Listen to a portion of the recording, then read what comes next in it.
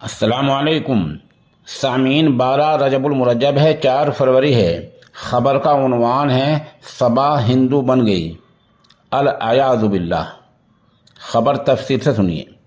मगरबी यूपी के ज़िला बरेली की तहसील आंवला की रहने वाली सबा नामी लड़की ने अंकुर देवल के साथ शादी करके इस्लाम मज़हब को छोड़कर हिंदू धर्म अपना लिया है। अब सबा ने अपना नाम सोनी देवल रख लिया है।